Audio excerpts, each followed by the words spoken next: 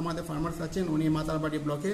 তারপরে রূপা রানী সাহা, উনি রয়েছেন জামজরি কাকরাবন ব্লকে।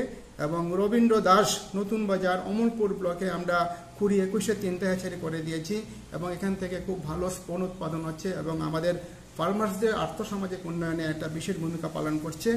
21-22 অর্থ বছরে আমরা উৎপল জমাতিয়া উত্তর শুলগাটি কাকরাবন ব্লকে প্রায় 95% কাজ কমপ্লিট হয়ে গেছে। এটা এবছর কাজ শুরু হবে।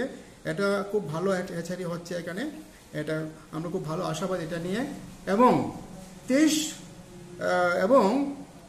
এই যে এখানে আমাদের 23-24-এর 22-23-এর যে আমাদের ফিনান্সিয়াল ইয়ার, এখানে আমরা আরও নতুন করে 3টা আমরা এরকম বড় হ্যাচারি আমরা করব। এর জন্য সিলেকশনের কাজ চলছে এবং আমরা অত্যন্ত আশাবাদী যে 2023 এবং 24 এর জন্য আমরা 961.54 লাখের আমরা একটা প্রজেক্ট কেন্দ্রীয় সরকারের কাছে আমাদের ডিস্ট্রিক্ট ম্যাজিস্ট্রেটের কাছ থেকে এগুলো অ্যাপ্রুভাল নিয়ে কমিটির মাধ্যমে অ্যাপ্রুভাল নিয়ে আমরা পাঠিয়েছি।